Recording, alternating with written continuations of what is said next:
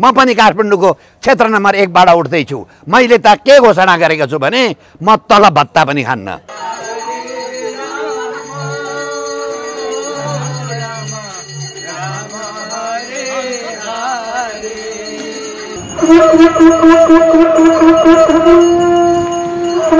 हामी जाग्यौं जसरी दुर्गा जागेर राक्षसको वध गरो, दुर्गा रूपी हामी नेपाली जनताले मुंगसिर 4 गते जाग्नुपर्ने अवस्था आयो। हाम्रो धर्म संस्कृति थियो, कहाँबाट आएका दैत्यले समाप्त पारिदिए। कस्ता कस्ता राक्षस आए, 17,000 मारेर गए। सत्य अलिकति तितो हुन सक्छ। यो नेपालको भूमिको अस्तित्व बचाउने, नेपालको राष्ट्रियता बचाउने, राष्ट्र बचाउने व्यक्तित्व वरिष्ठ अधिवक्ता बालकृष्ण न्यौपानेज्यू। यो मुंगसिर 4 गते यी जम्मै राक्षसलाई वध गर्ने दिन हो। धर्मलाई यो होली वाइनमा डुबाए। हामी नेपाललाई हिन्दू राष्ट्र बनाउँछौं। यदि कुनै बेधर्मीहरूले यदि नेपालमा सनातन धर्मको अन्त्य गर्न खोज्छ भने त्यसको दुस्साहस मात्रै हुनेछ। हामी अर्जुन हुन तयार छौं। देश अत्यन्तै जटिल अवस्थामा छ। यो राष्ट्र बच्नुपर्छ, राष्ट्रको धर्म बच्नुपर्छ। हामी युद्धमा निस्किसकेका छौं। सिक्किम र अफगानिस्तानको जस्तो अग्रगमन हामीहरूलाई चाहिएन। हामीहरूलाई बरु प्रतिगमन चाहियो। हाम्रो देश चाहियो, हाम्रो धर्म चाहियो, हाम्रो संस्कृति चाहियो। हामीले हाम्रो धर्म संस्कृतिको जगेर्ना गर्नुपर्ने अवस्था भएको छ। यिनीहरूको दिन गइसकेका छन्। हरि ओम एवसी एवदेशो एवरार्त्रे हरि ओम महा अपवित्र हरि ओम अपवित्र पवित्र भा ओम अपवित्र पवित्र भा सर्ववतंगतो विवाह स्फूर्त पनि रहेका छ। गुरु अरु पनि ओ आउना खाउना कम यार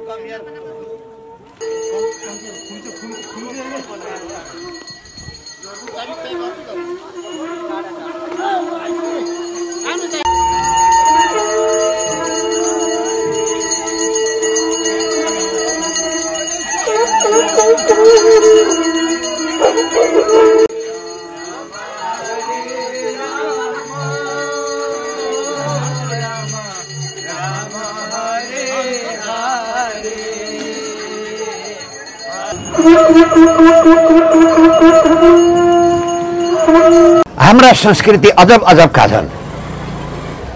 जब हाम्रो जस्तै समस्या देउताका मालामा पनि सुरु भएको रहेछ। राक्षसहरू आएछन्, देउताहरूलाई अन्याय गर्न थालेछन्। अनि देउतैले एउटा सृष्टि गरेछन् देवीको रूपमा, दुर्गाको रूपमा, जसले है हाम्रो पछाडि एउटा राक्षस रूपी दैत्य छ। त्यो दैत्यलाई दुर्गा देवीले वध गरेर राक्षस रूपीलाई पराजित गर्नुभयो। त्यस्तै समस्या अहिले हाम्रो देशमा पनि आइलागेको छ। हाम्रो धर्म संस्कृति थियो, कहाँबाट आएका दैत्यले समाप्त पारिदिए। हामी नेपाली जनता मिलेर बसेका थियौँ, सङ्घीयताका नाममा टुक्रा टुक्रा पारिदिए। हाम्रो आफ्नै घर झगडा लगाइदिए। अब त्यसलाई फेरि दुर्गाको हामीहरूले आराधना गरेर त्यसलाई पराजित गर्नुपर्ने अथवा वध गर्नुपर्ने अवस्था छ। हाम्रो देशमा यति ठुला समस्याहरू राक्षस रूपी कहाँबाट आए म लामो भन्दिनँ, तपाईँहरू जम्मैलाई थाहा छ। कस्ता कस्ता राक्षस आए, 17,000 मारेर गए। अब फेरि नेपाली जनतालाई फेरि अर्को भाँडभैलोमा ल्याउँदैछन्। केही मान्छे के भन्न थाले भने अब ढुङ्गा त पूजै गर्नु हुँदैन। हाम्रो हिन्दू धर्म प्रकृतिको पूजा गर्ने। हामी साँपलाई पनि पूजा गर्छौँ, कुकुरलाई पनि पूजा गर्छौँ, हामी ढुङ्गालाई पनि पूजा गर्छौँ। ढुङ्गा बाहेकको संसारको कल्पना गर्नुहोस् त। ढुङ्गा छैन भने संसार छैन। ढुङ्गा छैन भने बाली नाली छैन, माटो छैन। ढुङ्गा छैन भने हाम्रो घर छैन। अर्थात् यो ढुङ्गासँग मनुष्यको चाहिँ तपाईँको जीवन आश्रित छ। ढुङ्गा रहेन भने सायद पृथ्वी पनि रहँदैन होला। सायद ढुङ्गा भएन भने आगो पनि बल्दैन होला। आगोको सृष्टि पनि ढुङ्गाको घस्रणबाट भयो। अर्थात् हाम्रो जुन हिन्दू धर्म हरेक चिजलाई हामी प्रकृति पूजा हौँ। हामी सूर्यलाई पनि पूजा गर्छौँ, चन्द्रमालाई पनि पूजा गर्छौँ। सूर्यको अलग्गै महत्त्व छ, चन्द्रमाको अलग्गै महत्त्व छ, कुकुरको अलग्गै महत्त्व छ, साँपको अलग्गै महत्त्व छ। त्यसैले यो देशलाई यो अवस्थामा पुर्याउने व्याप्त भ्रष्टाचार गरे, त्यो पनि दैत्यले गरे। देखिराख्नु भएको छ। जमिन सिद्ध्याए, ललिता निवास सिद्ध्याए, अब त नागरिकता पनि सिद्ध्याइँदैछन्। बारम्बार यो देशमा नागरिकता बाँडेर यो देशलाई देशैको अस्तित्व समाप्त पार्छन् कि भन्ने ठुलो सङ्कटको अवस्थामा आयो। अब त्यसका लागि नेपाली जनता जागे, हामी जाग्यौँ। जसरी दुर्गा जागेर राक्षसको वध गरो, दुर्गा रूपी हामी नेपाली जनताले मङ्सिर 4 गते जाग्नुपर्ने अवस्था आयो। यो मङ्सिर 4 गतेबाट नेपालमा हिन्दू धर्म ल्याउनु पर्ने, हामीहरूले जाग्नुपर्ने परिस्थिति सिर्जना भयो। यो मङ्सिर 4 गतेबाट हामीहरूले भ्रष्टाचारलाई वध गर्नुपर्ने अवस्था आयो। यो मङ्सिर 4 गतेबाट अन्यायलाई समाप्त पार्नुपर्ने कुरा आयो। हामीहरूले खालखालका परिवर्तन हेऱ्यौँ, खालखालका नेता पनि हेऱ्यौँ, खालखालका पार्टी पनि आए, 1/3 पनि आए, 2/3 पनि आए, खालखालका आए। गरे के त? नेपालको अवस्था दिनानुदिन बिग्रिँदै अवस्था छ। 80 लाख मान्छे विदेशमा रोजगारीका लागि गएका छन्, तिनीहरूले नेपालमा रोजगार पाएका छैनन्। नेपालका उद्योग कलकारखाना बेचेका छन्। 80 लाख मान्छे बेरोजगार भएर विदेश गए, बाकसमा प्याक भएर आउँछन्। यसको जिम्मा कसैले त लिनु पर्यो नि त। त्यसैले म नेपाली जनतालाई के भन्न चाहन्छु भने यो मङ्सिर 4 गते यी जम्मै राक्षसलाई वध गर्ने दिन हो, शान्तिपूर्ण रूपमा वध गर्ने दिन।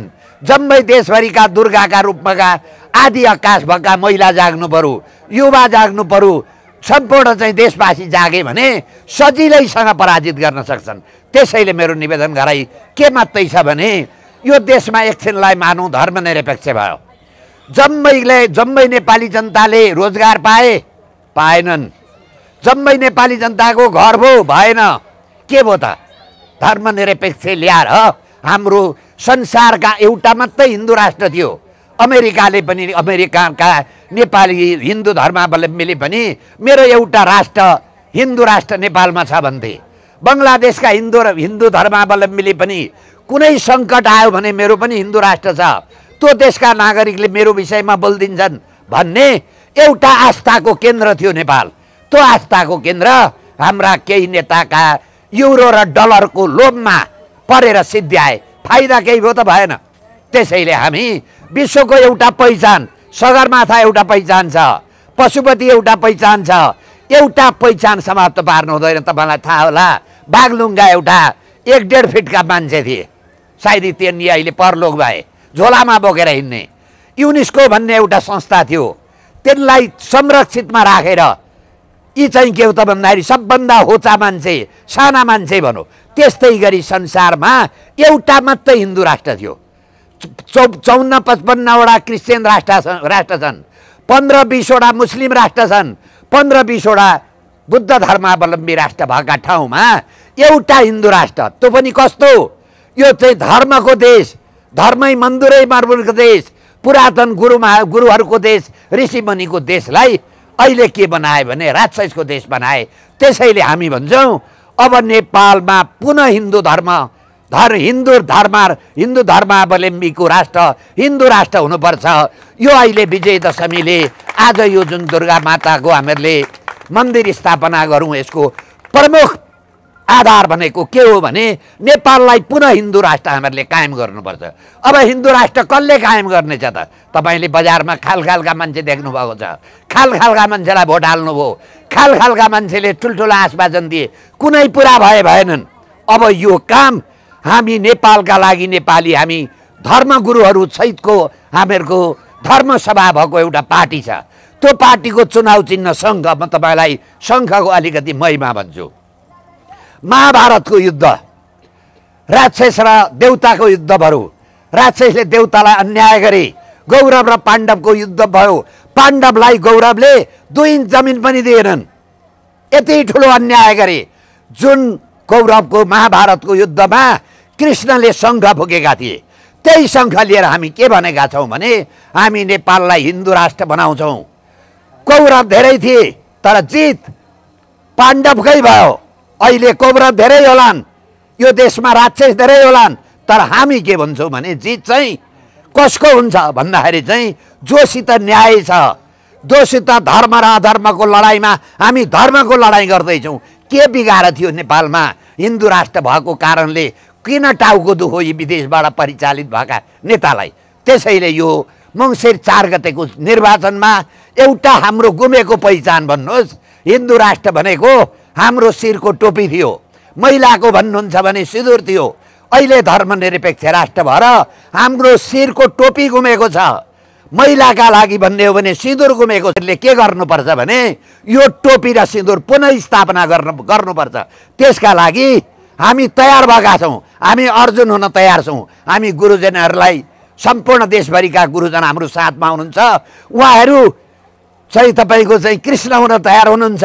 हामी अर्जुन हुन तयार छौँ। त्यसैले हाम्रो निवेदन गराइ के मात्रै हो भने अब नेपाली जनता जाग्नु पर्यो। हामी कानमा तेल हालेर भएन। हाम्रो देश सिद्ध्याए, हाम्रा छोरा नातिको भविष्य सिद्ध्याए। जम्मै छोरा नाति अहिले भन्नुहोस् त कोही नेपालमा छैनन्। यसको जिम्मा कसले लिने? संसारमा के छैन नेपालमा? हाम्रा युवा गएर मलेसिया र दक्षिण कोरियामा ठुल्ठुला कारखाना चलाउन सक्छन्। 145 चाहिँ तला घर बनाउन सक्छन्। ठुल्ठुला रङ्गशाला बनाउन सक्छौँ। हामी यो चाहिँ कलश यात्रा गर्दा हेर्नुहोस् सडकको हालत के छ। सबै सडक बिग्रेको छ। कुनै पनि ठिक ठाउँमा छैन। हामी के भयौँ? अरूको देश बनाउने हाम्रो देश बनाउन सक्यौँ। त्यसैले हामीहरूले नाम दियौँ पार्टीको नाम नेपालका लागि नेपाली।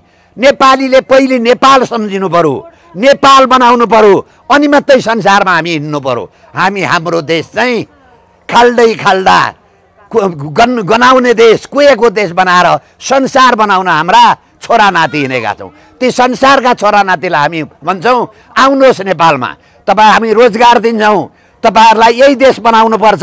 यो देश बनाएपछि संसार घुम्नका लागि जानुहोस्। त्यसैले मेरो अनुरोध गराई अर्को भन्छु तपाईँलाई, यो बारम्बार खुब चर्चा आयो। अहिले राष्ट्रपतिले नागरिकता विधेयक प्रमाणीकरण गर्नु भएन। यो प्रमाणीकरण नगरिदिएको भए के हुन्थ्यो? तपाईँलाई दुईटा देशमा लान्छु तपाईँलाई। एउटा सिक्किम भन्ने देश थियो, नेपाल जस्तै। त्यहाँ राजा थिए। यस्तै दिल्लीबाट परिचालित लेन्डु दोर्जे आयो अनि के भन्यो? अब गणतन्त्र चाहियो। गणतन्त्र भएन भने जनताले सुख पाएनन् भने जनताले पत्याए, राजा विदा गरे। त्यही संविधान सभाले देश विलय गर्यो। अर्को उदाहरणमा तपाईँलाई लान्छु। टेलिभिजनमा बारम्बार तपाईँहरू हेर्नुहुन्छ अफगानिस्तान। त्यहाँ पनि नेपाल जस्तै राजा थिए। त्यहाँका नेताले राजाको विरुद्धमा आन्दोलन गरे, राजा विदा गरे। के भने? विकास भएन राजाले गर्दा, हामीहरूले अधिकार पायौँ भने। जब राजा विदा भए 2.5 लाख मान्छे मरे। हिजो राजा हुँदा त्यहाँका युवतीले मिनिस्कर्ट लाएर युनिभर्सिटी पढ्थे, अहिले बुर्का लाएर हिँड्नु परेका छन्। त्यहाँका अफगानिस्तानका महिला स्कुल कलेज जान पाउँदैनन्। हाम्रा नेता बारम्बार भन्ने गर्छन् अग्रगमन। सिक्किम र अफगानिस्तानको जस्तो अग्रगमन हामीहरूलाई चाहिएन। हामीहरूलाई बरु प्रतिगमन चाहियो। हाम्रो देश चाहियो, हाम्रो धर्म चाहियो, हाम्रो संस्कृति चाहियो, हाम्रा बेचेका उद्योग कलकारखाना चाहियो। यो देशमा व्याप्त भ्रष्टाचार भयो।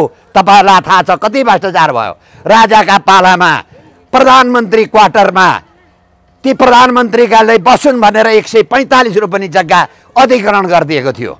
त्यो 145 रुपियाँ जग्गा सायद तपाईँहरूले भोट हालेका नेता, यही 2 नम्बर क्षेत्रका नेताले बेचेर खाए। जसको कलमबाट त्यो 145 रुपियाँ जग्गा गयो, त्यो अहिले पनि भोट मागेर प्रधानमन्त्री हुन्छु भनेर हिँड्दैछ। तर टिप्पणी उठाउने कर्मचारी विशेष अदालतमा तारिखमा राखेका छन्, तारिख बोक्दैछन्। अब भन्नुहोस् त यो के भयो? चोरलाई चौतारी, साधुलाई सुली भएन? तारिख बोक्नेको टिप्पणी उठाउने, प्रधानमन्त्रीको उम्मेदवारको टिप्पणी सदर गर्ने। बाबुराम भट्टराई तपाईँले सुनाइहाल्नुभयो। के भने? पुष्पकमल दाहालले क्यान्टनमेन्टमा 34 भ्रष्टाचार गरे, एनसेलमा 72 भ्रष्टाचार गरे। त्यो कारणले म यो पार्टीमा बस्न सकिनँ।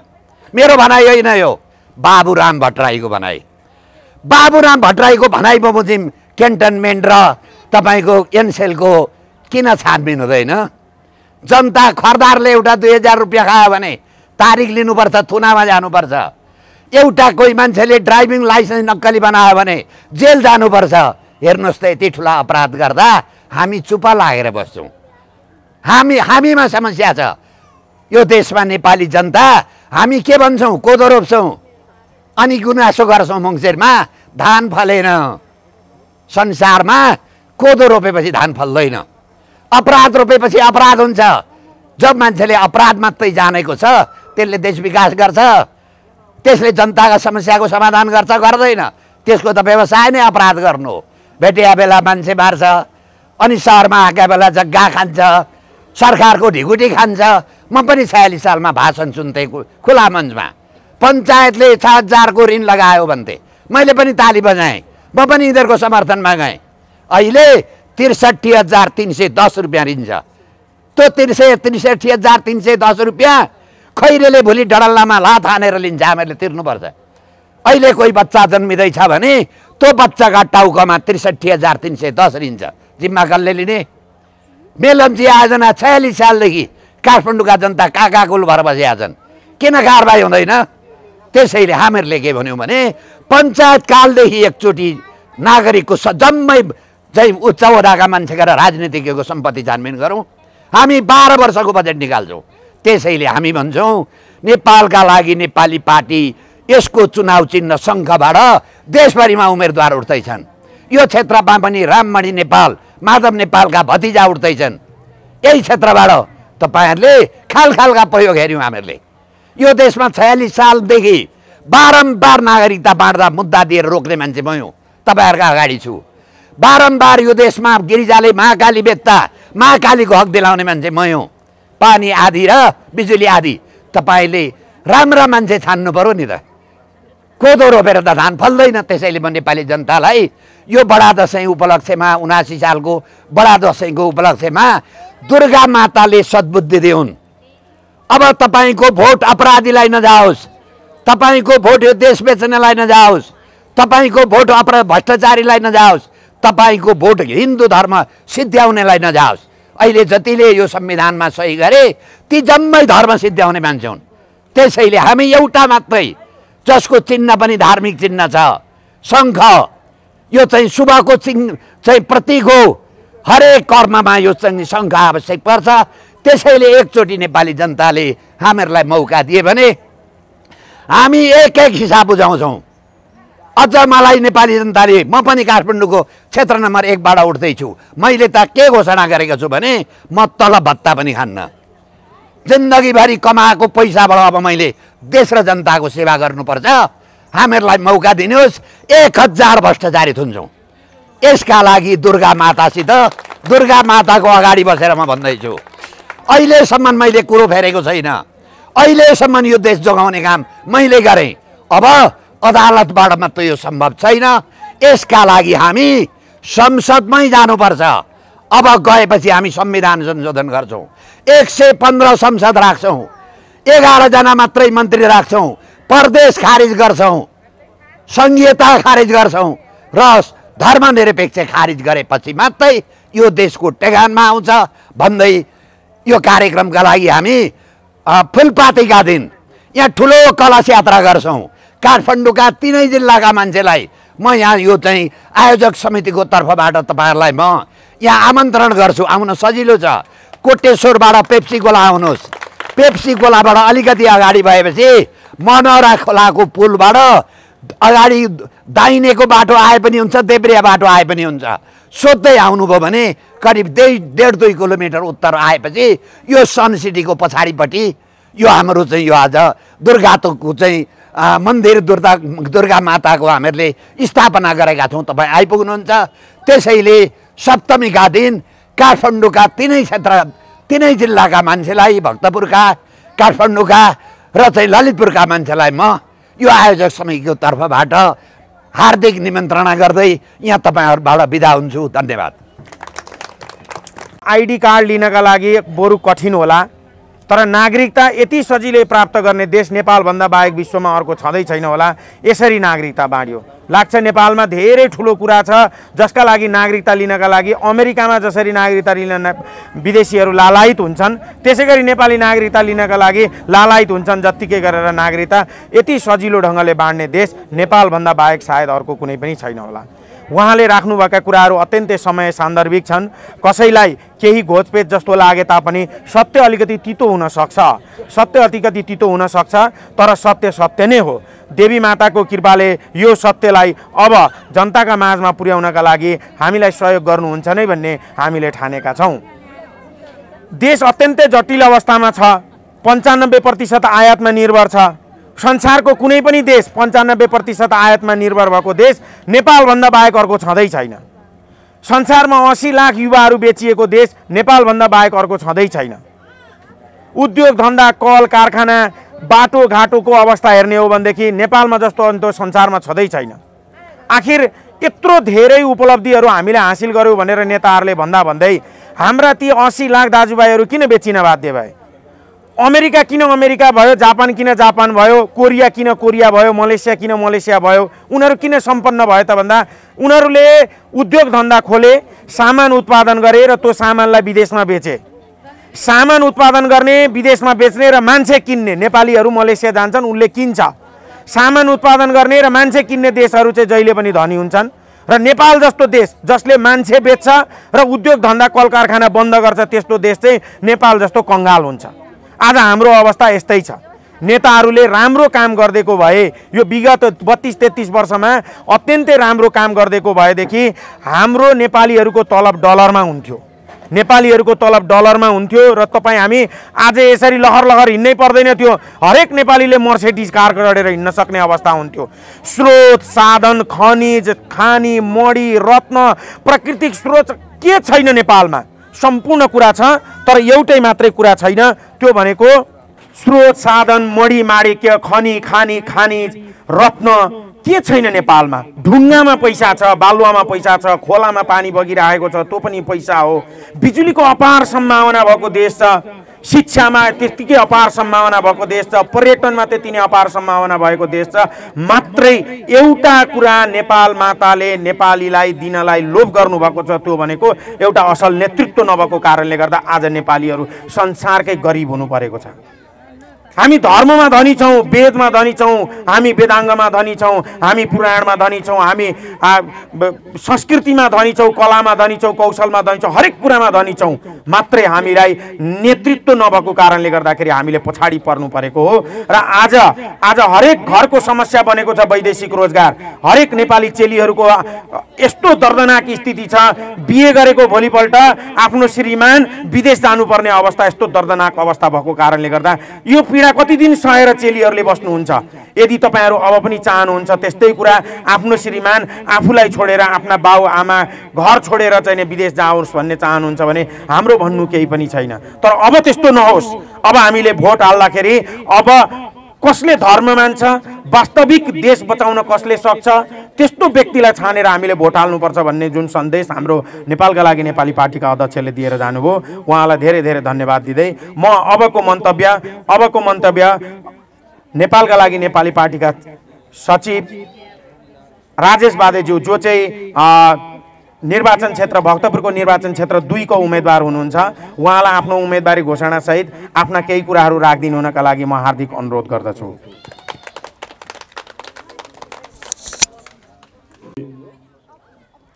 नमन गर्न चाहन्छु।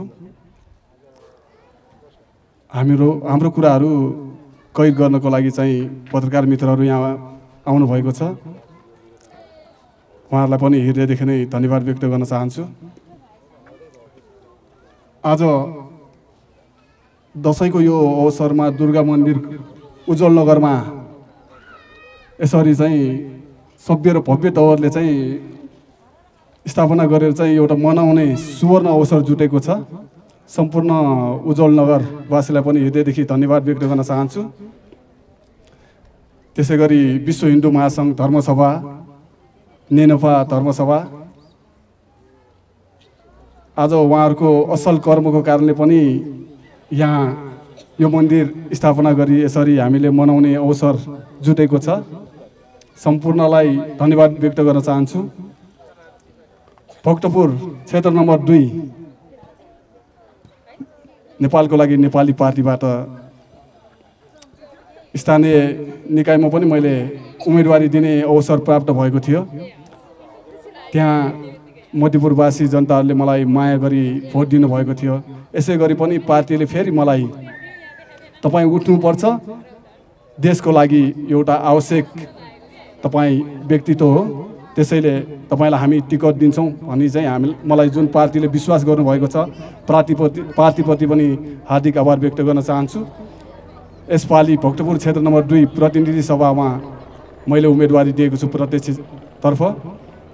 सम्पूर्ण भक्तपुरवासी, मधुपुरवासी, सूर्यविनायक नगरवासीले चाहिँ मलाई अत्याधिक मत दिनुभई मलाई विजय गराइदिनु हुन हार्दिक अनुरोध गर्न चाहन्छु। पक्कै पनि आज यस्तो दुर्गा दशैंको अवसरमा दुर्गा मन्दिरको यसरी हामीले चाहिँ धुमधामका साथ यसरी मनाउने अवसर जुटेको छ।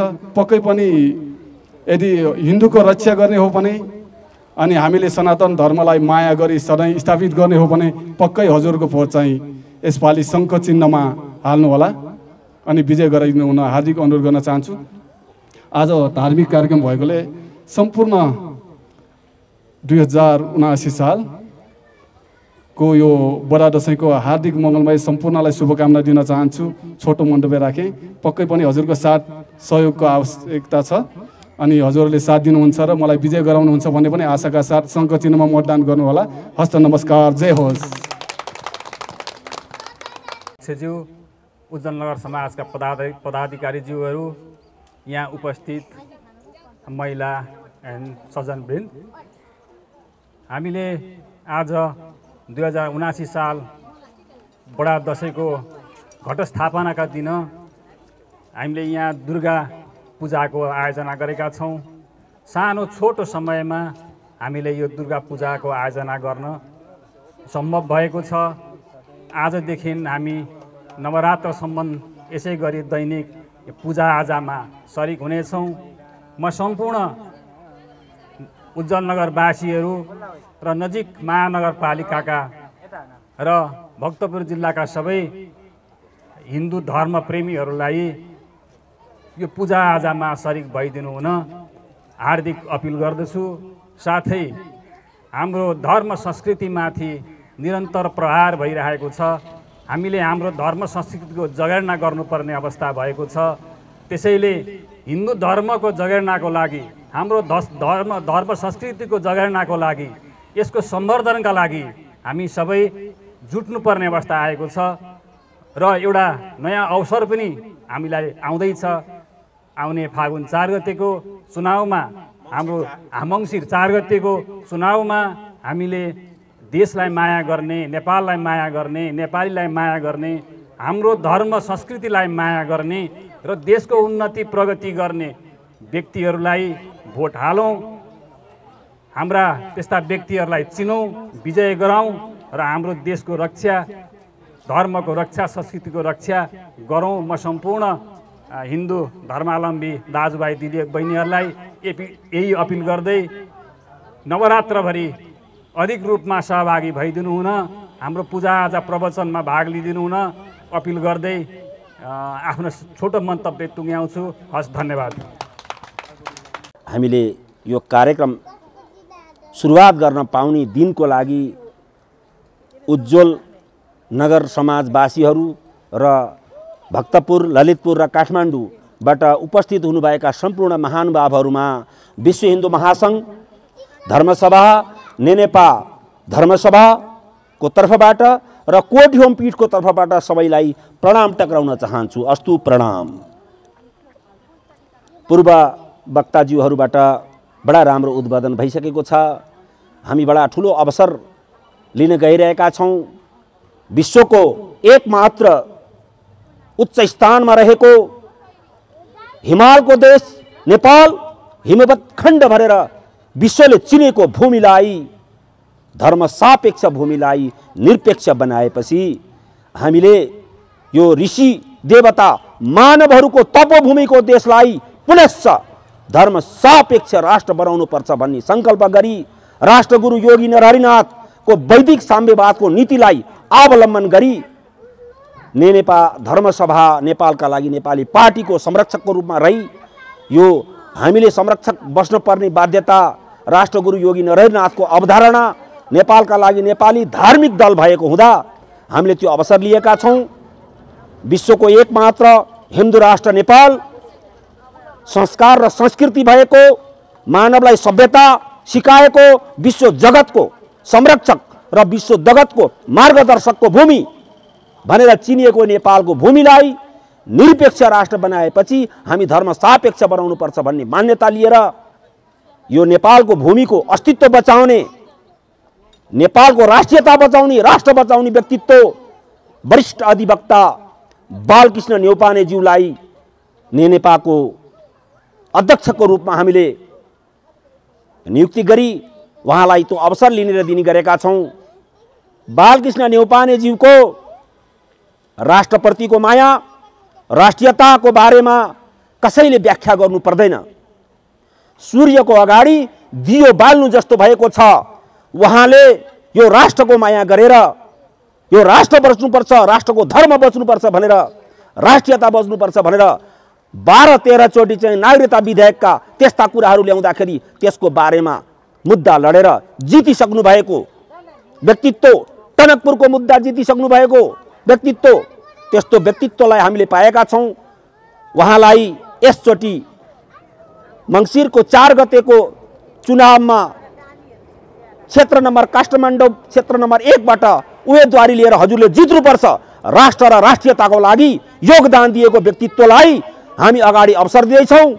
सम्पूर्ण नेपाली जनमानसले उहाँको राष्ट्रियता र राष्ट्र बचाउने कर्मलाई सम्मान गर्दै उहाँलाई विजय गराइदिनु हुनेछ भन्ने पनि हामीले आशा गरेका छौँ। यो राष्ट्रको संरक्षण गर्ने र यो राष्ट्र निरपेक्ष बनाउँछन् भन्ने 2013 सालमै राष्ट्रगुरु योगी नरहरिनाथलाई सङ्केत भइसकेको हुँदा 2013 सालमा नै राष्ट्र बचाउने एउटा दर्शन तयार गर्नुपर्छ भनेर नेपालमा वैदिक साम्यवादको नीति तयार गरी एउटा दर्शन नै तयार गर्नुभएको थियो। त्यो दर्शनलाई उहाँले जीवित रहँदासम्म कहिल्यै छोड्नु भएन। तर त्यो दर्शन उहाँ बितिसकेपछि त्यो दर्शनलाई अगाडि बढाउने सङ्कल्प गरी रामराज्य परिषद राष्ट्रिय अध्यक्ष जगतबहादुर थापाज्यू, उहाँलाई जगतगुरु कौशल्या भनेर पनि हामीले चिन्छौँ। उहाँले यो रामराज्यको व्यवस्था, वैदिक साम्यवादको नीतिलाई, दर्शनलाई अगाडि बढाई यो नेपालको भूमि मेची, महाकाली, हिमाल तराई परिभ्रमण गरी यो व्यवस्था टिकाउनुपर्छ, राष्ट्र बचाउनुपर्छ भन्दै हिँडेका त्यस्ता व्यक्तित्व आज नेपालका लागि नेपाली राष्ट्रिय लेभलमै वरिष्ठ उपाध्यक्षको रूपमा उहाँ बस्नु भएको छ। यस्ता यस्ता राष्ट्रवादी धर्मको लागि परिभ्रमण गरिनुभएका, सङ्कल्प गर्नुभएका व्यक्तित्वहरूले यसरी सङ्कल्प गरेर आइसक्नु भएको छ। सम्पूर्ण नेपाली जनमानसले अब यो कुरा बुझ्नुपर्ने छ। राष्ट्रियता, राष्ट्र र धर्म यदि हिन्दू हुँ भनेर जान्नु भएको छ भने यो अवसरलाई पक्कै पनि हजुरहरूले अवसर दिनुहुनेछ र राष्ट्र र धर्म बचाउनु हुनेछ भन्ने पनि मैले आशा गरेको छु। आज घटस्थापनाको पहिलो दिन उज्जैन नगरवासीको सहयोगमा यसै मन्दिरको प्राङ्गणमा, कुशेश्वर मन्दिरको प्राङ्गणमा हामीले यो घटस्थापना गर्ने अवसर लिएका छौँ। सम्पूर्ण उज्जैन नगरवासीहरूले यो अहिलेको भव्य र सभ्यको रूपमा नवदुर्गा भवानीको आराधना पूर्ण गर्नुहुनेछ। सबैले सहभागिता जनाउनुहुनेछ र यो नवदुर्गा भवानीको आराधनालाई पूर्ण गराई राष्ट्रलाई पनि निर्माण गर्ने चाहिँ अवसर दिनुहुनेछ भन्दै मेरा बाणीलाई यही विश्राम दिन्छु। अस्तु। ओम तत्सत, ओम तत्सत, ओम तत्सत। दुर्गा भवानी की, सम्पूर्ण उज्जैन नगरवासी की,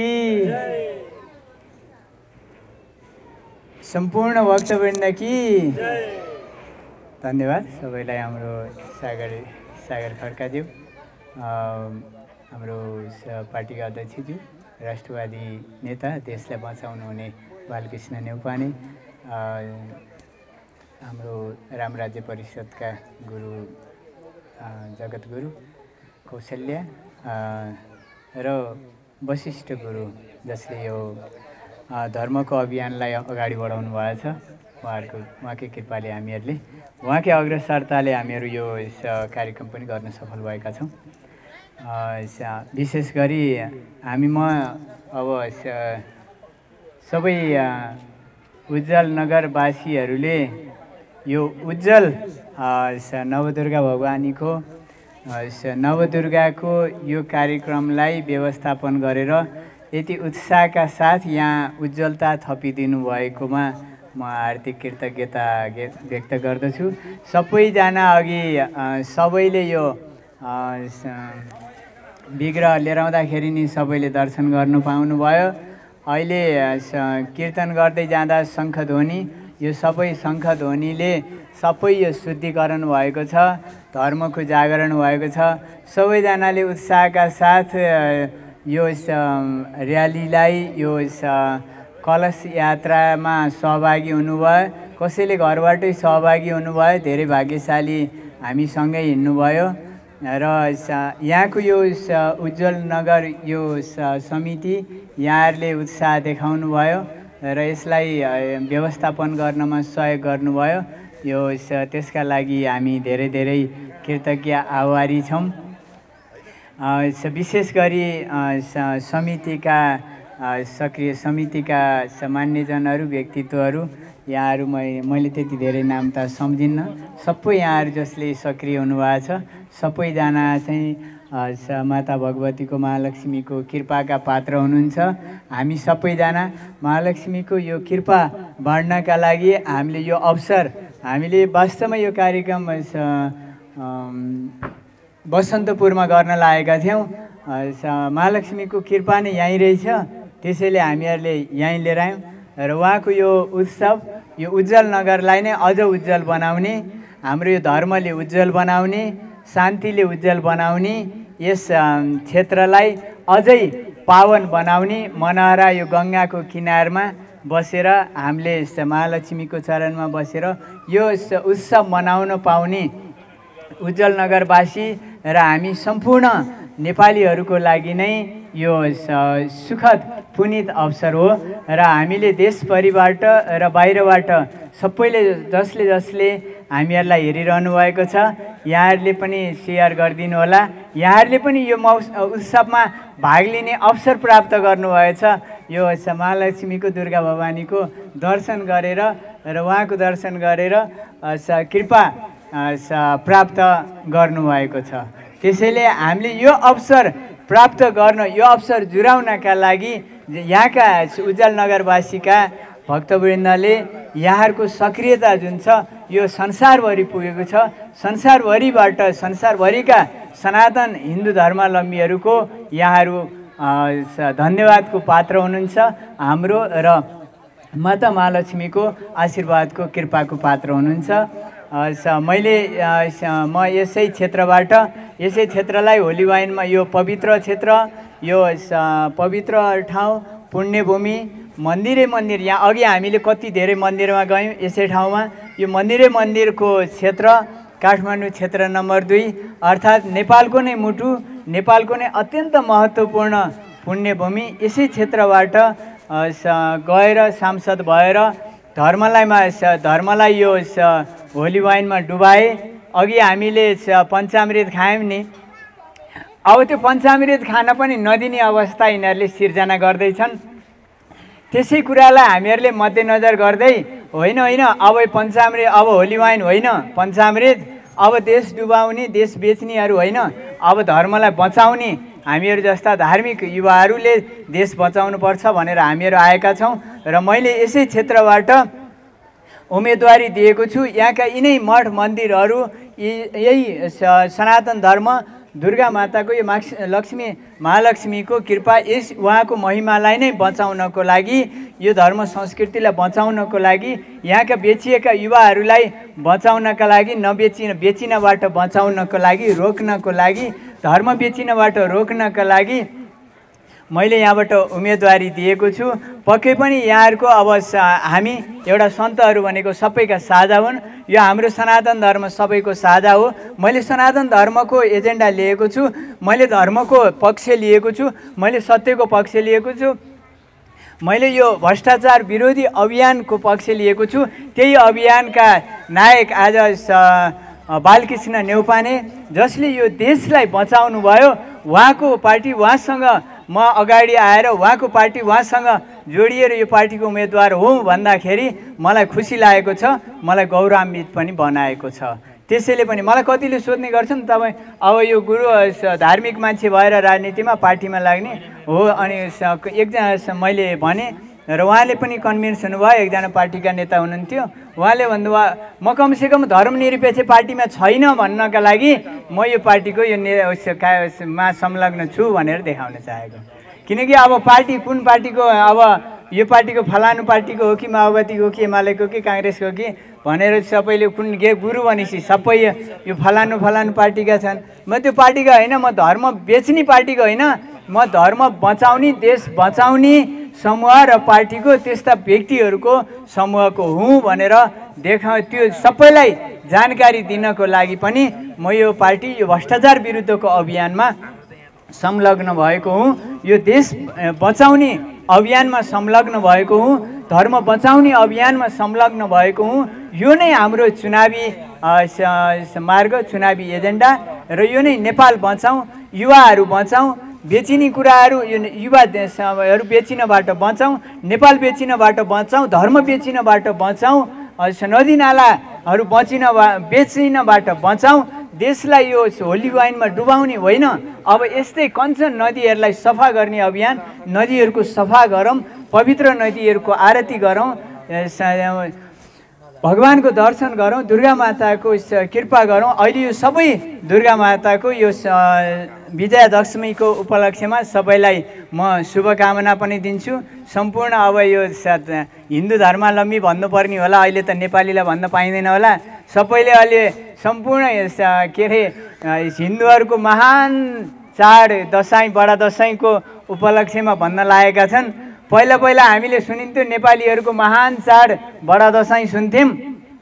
त्यसैले म चाहिँ अब यो क्रान्तिकारी होइन, म यो नयाँ नेपालवादी होइन, म त पुरानै नेपालवादी भएको हुनाले म चाहिँ बडा दसैँको सम्पूर्ण नेपालीहरूलाई, देशमा रहने र देश बाहिर रहनुहुने सम्पूर्ण नेपाली दाजुभाइ तथा दिदीबहिनीहरूलाई यो बडा दसैँको विजयादशमीको जसरी भगवान यो असत्यका विरुद्धमा सत्यको विजय, असुरहरूको विरुद्धमा दैवी शक्तिको विजयको सन्देश दिने यस चाडलाई, यो चाडको सबैको यो भित्र रहने यो आसुरी भावको अन्त्य भएर दैवी भावको प्रकट होस् र यो विजयको प्रतीक शङ्खध्वनिको यो हामीले अघि गुन्जायमान गऱ्यौँ। यो अब नेपालभरि नै शङ्ख गुन्जियोस् र हाम्रो यो बडा दसैँ यो विजयको शङ्खघोषका साथ बडा दसैँ भनेर हामीहरूले यसको पनि यो अभियानको यसको सन्देश पनि दिन लागेका हौँ। सम्पूर्ण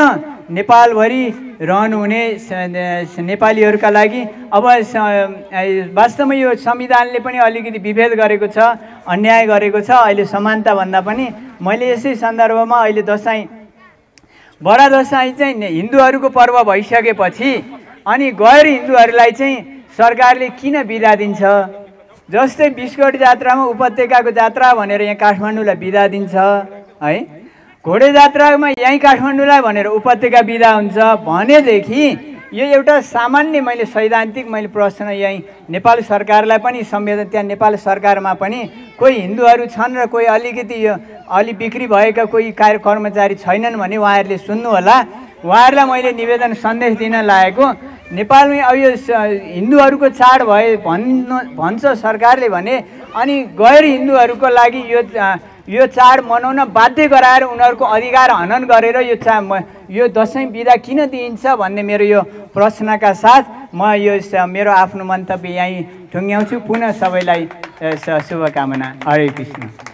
जसले एउटा भगवतीको मूर्ति स्थापना गर्नको लागि, भगवतीको पूजा आराधना गर्नको लागि यहाँ हामीहरूलाई सहयोग गर्नुभयो, त्यो भनेको जुन एउटा सनातन धर्मको र नेपालीहरूको महान चाड विजय दशमीको सम्पूर्णमा शुभकामना। यसै गरी विश्व हिन्दू महासङ्घ धर्मसभाका संयोजक धर्मपाल गुरु वशिष्ठज्यू, जसले हिन्दू राष्ट्र नहुन्जेलसम्मका लागि त्रिवेणी धामको आफ्नो पीठ पनि छोडेर जब हिन्दू राष्ट्र आउँदैन म फर्किन्न भनेर उहाँ सङ्कल्प गरेर निस्किनु भएको छ।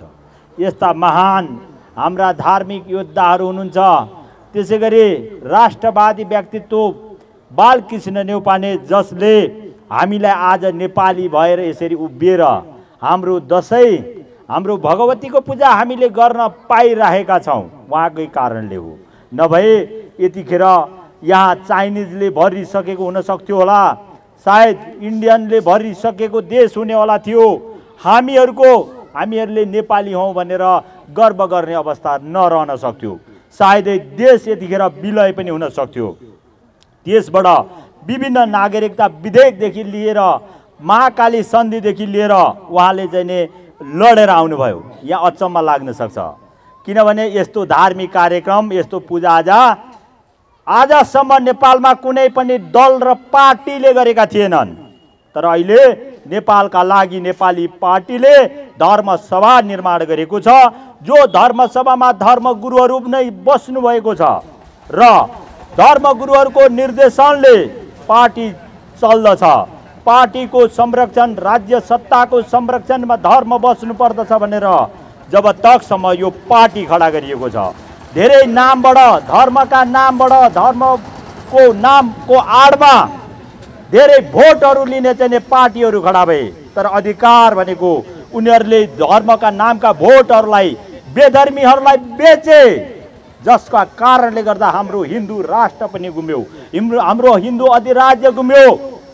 जब हामी नेपालीहरू एउटा गर्वका साथ अब भगवा ड्रेसमै, एउटा जोगीको भेषमै हामीहरू यो प्रण गरेर आइरहेका छौँ। यस भगवतीको सामिप्यमा हामीहरू यो प्रण गर्न चाहन्छौँ कि यदि कुनै बेधर्मीहरूले यदि नेपालमा सनातन धर्मको अन्त्य गर्न खोज्छ भने त्यसको दुस्साहस मात्रै हुनेछ। उसले चाहिँ जुन पछि गएर पनि हाम्रो नेपाली भूमि, नेपाली हामी जो माताका सन्तानहरू छौँ यति वीर छन्, यदि ब्राह्मणबाट जन्मेका पनि साह्रै वीर छन्, लड्न तयारी छन् भन्ने कुरा उनीहरूले बुझ्नेछन्। किनभने हामीहरूका पुर्खाहरू लडेर नेपाललाई बचाएको हो र हामी पनि लड्न तयारी छौँ। यो हामीले किन यहाँ भगवतीलाई स्थापना गर्यौँ भने यहाँ हामीले देखेका छौँ भगवतीले पनि अस्त्र पनि लिनुभएको छ। शास्त्र मात्र होइन, अस्त्र बोक्नु भएको छ। हामी पनि अस्त्र बोक्न तयारी छौँ, त्यसमा हामी पछाडि हट्दैनौँ। यो कुरा सम्पूर्णले बुझ्नु पर्दछ। जब तकसम्म सहनेको हद सीमा सिद्धिसक्यो, अब हामीले सहने सीमा सिद्धिएको हुँदा अब हामी सहने छैनौँ र यो च्यालेन्ज पनि गर्छौँ। यदि कोहीसँग त्यस्तो दमदार विश्वमा छ यदि लड्ने भने तिनीहरू लड्न आउन्, हामीहरू लड्न तयार छौँ। धार्मिक क्षेत्र लड्न तयार छ। यसका लागि विभिन्न मुस्लिमहरू लडिरहेछन्, अरू लडिरहेछन्, हामी किन लड्न नसक्ने? हामी नेपालीको हामीसँग जिन छ।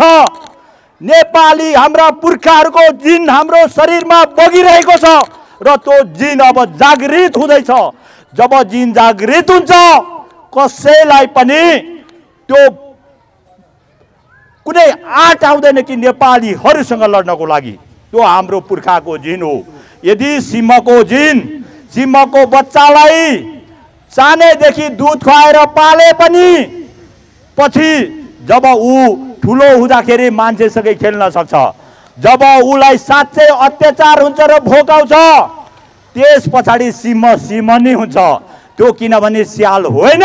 नेपालीहरू हामीहरू, हाम्रो जुन पुर्खाको जिन हामीसँग छ, हाम्रो त्यो जिन भनेको सिंहकै जिन हो। हामीहरू कहिले पनि पछाडि हट्दैनौँ र दुर्गा मातासँग यो प्रण गर्न हामी चाहन्छौँ कि यदि यही दुर्गा माताको चरणमा परेर हामी धर्म रक्षाको लागि जहिले लागिरहन्छौँ। यदि बेधर्मीहरूले धर्मको नाममा जब भोटहरू चाहिँ धार्मिक भोट लिएर बेच्ने जुन दुस्साहस नगरून्, यिनीहरूको दिन गइसकेका छन्। अब हामी दुर्गा भवानीलाई साक्षी राखेर भन्छौँ हामी धोका दिँदैनौँ। दुर्गा मातालाई साक्षी राखेर भन्छौँ हामी धोका दिँदैनौँ। हामीले धार्मिक सम्प्रदायहरूलाई भनेका छौँ, धार्मिक सम्प्रदायकै भोटहरू धार्मिक सम्प्रदायकै चेलाहरूले अब संसद हुनु पर्दछ। कृष्ण प्रणामीका भोटहरूबाट कृष्ण प्रणामीकै चेलाहरू संसद हुनु पर्दछ। ओम शान्तिका भोटहरूबाट ओम शान्तिकै चेलाहरू संसद हुनु पर्दछ। श्री वैष्णवका भोटहरूबाट श्री वैष्णवकै चेलाहरू संसद हुनु पर्दछ। जुन जुन बौद्धका भोटहरूबाट बौद्धका चेलाहरू अन्यायीहरू संसद हुनुपर्दछ, तब मात्रै हाम्रो सनातन धर्म बच्दछ। यो दिन आइसकेको छ। हामी युद्धमा निस्किसकेका छौँ। यो एउटा चुनावलाई पनि हामीले युद्धको रूपमा लिएका छौँ।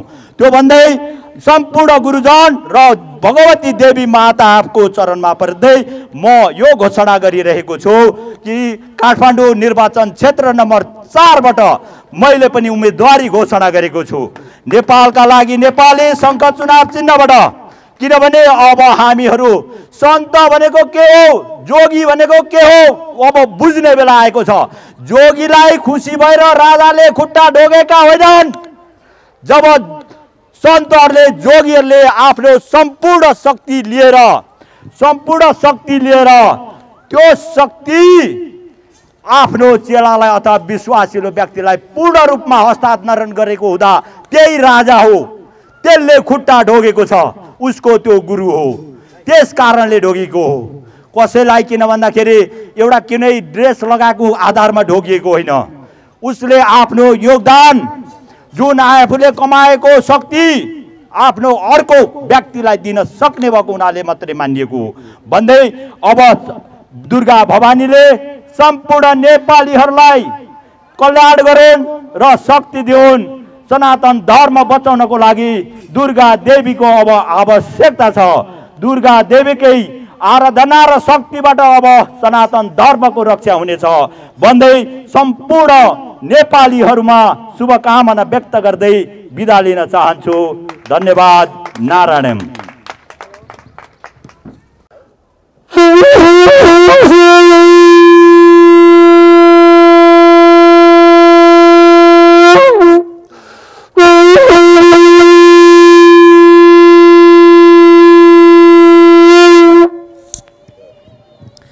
धन्यवाद सागर खड्काज्यू।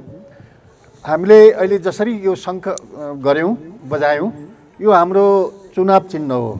यही शङ्ख जसरी हामी उद्घोष गरेका छौँ यो विजयको प्रतीक हो। शङ्ख यो जति बेला पनि हामीलाई आवश्यक छ, यो धार्मिक चिन्ह हो। त्यस भएर हामी नेपालको लागि नेपाली पार्टीको यो शङ्ख चिन्ह, यो धार्मिक चिन्ह, यो विजयको प्रतीक हो। यो सबैको हाम्रो चुनाव चिन्ह मात्रै होइन, यो चाहिँ सबैको आस्था निष्ठा सबैको धरोहर हो। त्यस भएको हुनाले हामी सबै सम्पूर्ण नेपालीहरूले यो अहिलेको जुन चाहिँ मङ्सिर 4 गतेको चुनाव छ यो आम निर्वाचनलाई धर्मयुद्धकै रूपमा प्रयोग गरौँ र सबैमा यसमा चाहिँ यही शङ्ख चिन्हमा चाहिँ मतदान गरौँ र यसलाई विजय दिलाउँ र नेपालमा त्यसपछि राम राज्य व्यवस्था स्थापना गरौँ। हाम्रो तीनटै सूत्र छ। संयुक्त, हामी सबै संयुक्त बनाऊँ, नभाँडियौँ, अनेकतामा नजाउँ। अब त्यो संयुक्त बनाऊँ, त्यसपछि शङ्ख चिन्हमा मतदान गरौँ अनि नेपालमा राम राज्य व्यवस्था स्थापना गरौँ। यसैमा हाम्रो अहिलेको चुनाव छ। त्यस भएको हुनाले यहाँ धेरै कुरा छन् र हाम्रो यो अहिले नेपाल गरिब छ भनिन्छ, साधन स्रोतमा सम्पन्न छ, हामी धेरै कुरामा सम्पन्न छौँ, तर आर्थिक रूपमा त हामी गरिब छौँ, भारत निर्भर छौँ। अब हाम्रो अर्को कुरा गर्दाखेरि राजनीतिक, आर्थिक, सामाजिक, सांस्कृतिक सबै चिजमा हामी भारत निर्भर छौँ। हुँदा धार्मिक क्षेत्रमा पनि हामी भारत निर्भर छौँ। जगन्नाथपुरीका शङ्कराचार्यजी हुनुहुन्छ, उहाँले चाहिँ मानसरोवरसम्म मेरो क्षेत्र हो भन्नुहुन्छ। अब यहाँ अहिले हाम्रो चाहिँ शङ्कराचार्य पीठ खाली छ, 5औं शङ्कराचार्य पीठ छ यहाँ पशुपतिनाथमा, त्यो खाली छ। त्यो हामीले हाम्रो आफ्नो शङ्कराचार्य नियुक्ति गर्नु। र अर्को कुरा यो जुन चाहिँ हामीले यो दुर्गा माताको अहिले चाहिँ नवदुर्गाको यहाँ मूर्ति स्थापना गरेका छौँ, यो के छ भन्दा भारतीय संस्कृति संस्कार भित्रिया छ। हाम्रो संस्कारमा के हुन्छ भन्दा हामीले जति पनि चाहिँ यो मूर्तिहरू प्राण प्रतिष्ठा गर्छौँ, यसलाई चाहिँ स्थापित गर्छौँ अनि फेरि त्यसलाई विसर्जन गर्दैनौँ, त्यसलाई चाहिँ सधैँभरि पुजिराख्छौँ। तर यहाँ के भएको छ, मूर्तिहरू स्थापना गरिन्छ अनि फेरि पूजा सिद्धिएपछि फेरि विसर्जन गरिन्छ। यो भारतीय संस्कृतिको हस्त चाहिँ यहाँ पनि छ। त्यस भएको हुनाले यी चाहिँ धेरै कुराहरू चाहिँ छन् र अहिले मैले के भन्छु भन्दा हामी गरिब किन छौँ, दुईटा कारणले गरिब छौँ। एउटा हामी राजनीतिक दलहरूको अत्यधिक शोषण छ र दोस्रो कुरा छिमेकी राष्ट्रको पनि यहाँ शोषण छ। यी धेरै कुराहरू छन्। त्यति गर्दा गर्दै अहिले समयको कम छ। अहिले हामी सबै एक हौँ र यो सङ्घमा मतदान गरौँ र हामी सबैले चाहिँ अत्याधिक रूपमा चाहिँ हामी यो चुनावमा चाहिँ शुभारम्भ सफल बनाऊ अनि नेपालमा राम राज्य व्यवस्था स्थापना गरौँ। यति भन्दै यो चाहिँ यो बडा दसैँ 2079को अवसरमा हजुरलाई चाहिँ मङ्गलमय शुभकामना होस्। सबैमा चाहिँ यसले चाहिँ सफल बनाऊ यही भन्दै मैले यो आफ्नो शुभकामना व्यक्त गर्दै यो मैले आफ्नो यो भनाइ राख्छेँ। आजको जुन हाम्रो कार्यक्रम हामीले चाहिँ कलश यात्रा गऱ्यौँ, मूर्ति स्थापना गऱ्यौँ, पूजा गऱ्यौँ, यी सबै कुरा गऱ्यौँ। यो जुन हामी जसरी हामीले चाहिँ यो सहयोग गऱ्यौँ अनि चाहिँ दत्तचित्त भएर लाग्यौँ, यसमा चाहिँ यो सबैमा हजुरलाई चाहिँ धन्यवाद दिँदै आजको कार्यक्रम यहीँ समापन भएको म चाहिँ उद्घोष गर्दछु।